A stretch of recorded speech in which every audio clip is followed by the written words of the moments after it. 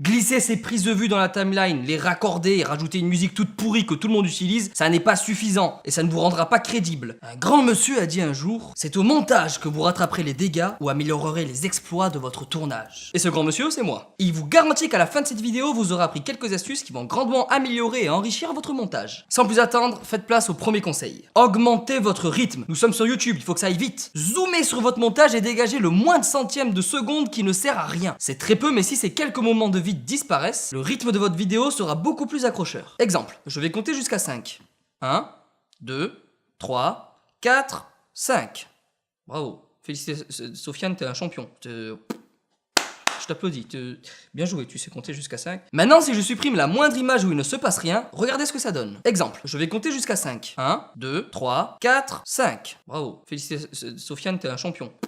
Je t'applaudis, bien joué, tu sais compter jusqu'à 5. Ça va plus vite, c'est plus rythmé. Pour reconnaître ces moments de vide, vous pouvez analyser le signal du son de votre vidéo. Un signal, ça ressemble à ça. Lorsque ce signal est très faible, ça veut dire que vous pouvez couper cette partie. Cependant, n'en abusez pas trop, évitez de couper en plein milieu d'une phrase. Il y a également autre chose qui peut ajouter plus de rythme à vos vidéos. Ce sont les mouvements, et on va en parler dans le conseil suivant. Nous voici au conseil suivant. C'était la meilleure transition de toute ma vie. Si vous remarquez que votre vidéo manque de mouvement, eh bien créez-en au montage. Ajoutez de légers zooms, quelques déplacements, mais surtout faites attention à ne pas tomber dans ce que j'appelle le « je fais tous mes mouvements de caméra au montage, de toute façon c'est comme si je l'avais fait en vrai, personne ne le verra ». Si vous faites ce genre de choses, je me battrai jusqu'à la mort pour que Google supprime votre chaîne YouTube. Conseil numéro 3. Lorsque vous avez bien avancé sur votre montage, je vous invite à écouter votre vidéo sans l'image. Ça vous permettra d'avoir un nouvel œil sur votre rendu. Je vous rappelle qu'une vidéo c'est un ensemble d'éléments et que si on peut être minutieux sur chacun de ces éléments, c'est toujours mieux. En écoutant uniquement le son, ça vous permettra aussi d'enlever le superflu. Vous pouvez aussi faire l'inverse, couper votre son et analyser uniquement l'image. Ce que je vous invite aussi à faire, c'est de couper le son et l'image et ainsi voir ce que ça donne.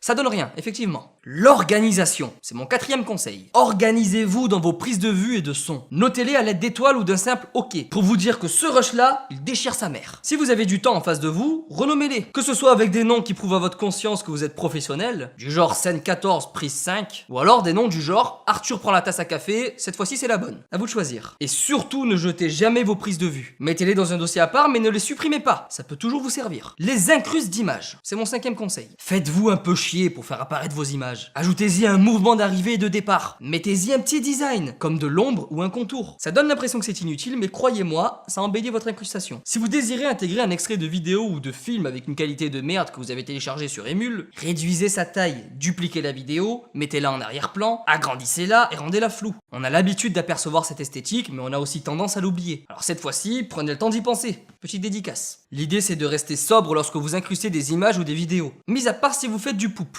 Pour ceux qui ne connaissent pas le poop, je vous invite à aller voir en quoi ça consiste sur YouTube. Ça ressemble à ça.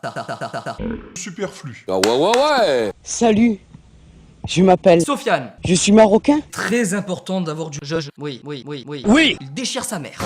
Et là, je sais que le moi qui est en train de monter cette vidéo est en train de se régaler. Est-ce que tu confirmes? Je confirme. Conseil numéro 6. C'est un petit bonus. Laissez reposer votre montage pendant plusieurs heures ou plusieurs jours si vous n'êtes pas pressé. C'est très important d'avoir du recul sur son propre montage. D'abord pour ne pas s'enlacer et surtout pour arranger certaines erreurs que vous n'auriez pas vues auparavant. J'espère qu'en suivant ces quelques conseils, vous allez pouvoir améliorer votre montage. Il ne vous reste plus qu'à maîtriser l'étalonnage, le mixage, le titrage, l'exportation, les effets spéciaux. Mais n'ayez crainte, chers abonnés, nous verrons tout cela dans de prochaines vidéos. J'espère que cette vidéo vous aura plu. Si vous en désirez d'autres, pensez à liker en mettant un pouce bleu. Abonnez-vous à la chaîne et retrouvez-moi sur ma page Facebook. Le lien est dans la description. Et c'était Sofiane, pour vous servir. Le son, c'est hyper important, je dirais même plus important que l'image, donc faites un effort, bordel. Bon, ça tombe bien puisqu'à la fin de cette vidéo, vous n'aurez plus aucune excuse, étant donné que vous saurez affiner votre son.